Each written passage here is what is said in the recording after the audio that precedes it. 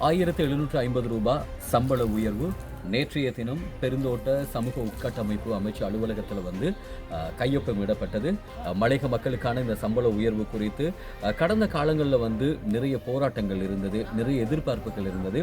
இந்த மக்களினுடைய எதிர்பார்ப்பு அப்படின்னு சொல்லும்போது கடந்த காலங்களில் ஆட்சி செய்த அரசியல் கட்சிகளும் சரி, கடந்த காலங்களில் நாட்டை ஆண்ட அரசாங்கங்களும் சரி, குறிப்பாக மக்களுக்கு இந்த ரூ. 1750 சம்பள உயர்வை வழங்குவதாக கூறி எத்தனையோ தேர்தல் மேடைகளில் வாக்குறுதி வழங்கியதை காணக்கூடியதாக இருந்தது. அந்த வாக்குறுதிகளை நம்பி மக்களும் வாக்களித்ததையும் காணக்கூடியதாக இருந்தது.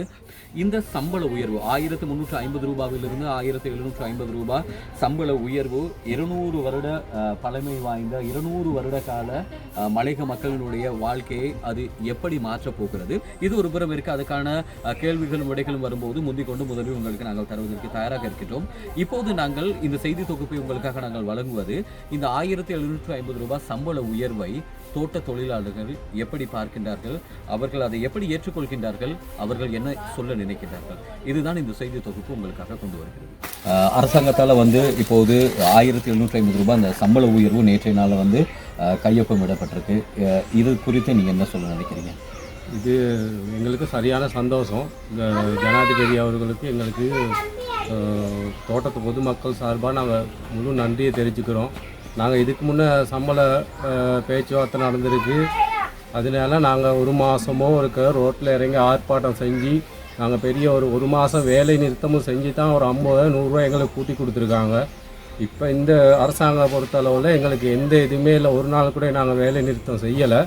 இருந்தாலும் இந்த ஜனாதிபதி எங்களுக்கு அரசாங்கத்தில் 200 ரூபாயும் கம்பெனி மூலமாக கதைச்சி கம்பெனியில் 200 ரூபாயும் எல்லாம் 1750 ரூபா எங்களுக்கு சம்பளம் உயர்வு கிடைச்சிருக்கு. இது ஜனாதிபதிக்கு நாங்கள் தோட்ட சார்பாக நன்றியை தெரிவிச்சுக்கிறோம். எங்களுக்கு ஜனாதிபதி அவர்கள் கொடுத்த சம்பள உயர்வு மிச்சம் சந்தோஷம். ஏன்னா ஏற்கனவே எல்லாம் நாங்கள் சம்பளம் கேட்டு போனால் போராட்டம் நிற்கணும், அது மாதக்கணக்கில் விடுவாங்க. ஒரு 50 ரூபாய் 100 ரூபாய் கேட்டுக்கிறது நாய்ப்பாடாத பாடுபட்டு அலையணும்.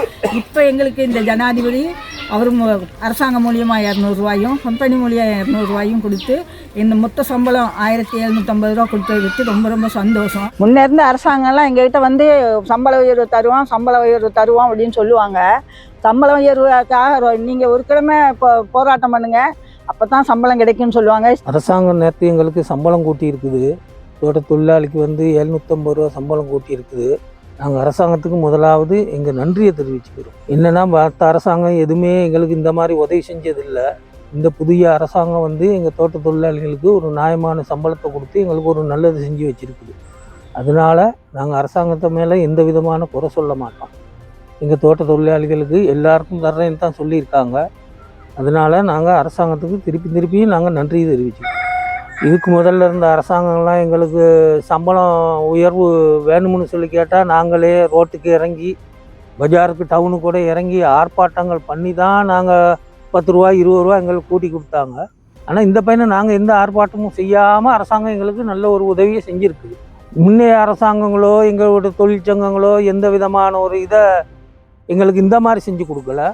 ஆகையால் நாங்கள் இப்போ இருக்கிற அரசாங்கத்துக்கு நாங்கள் வேணுங்கிற உதவியும் செய்வோம், நன்றியும் தெரிவிக்கும். எங்களுக்கு இப்போ அரசாங்கம் இவ்வளோ சீர்திருத்தமாக கொடுத்ததை பற்றி நாங்கள் ரொம்ப சந்தோஷம்.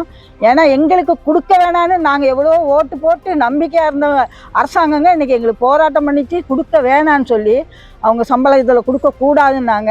இனி உட்கார்ந்து கொண்டு இந்த பக்கம் அவங்கெல்லாம் ஓட்டு கேட்டு வந்தாங்கன்னா என்னத்தில் அடித்து அனுப்புவோம்னே சொல்ல தெரியாது.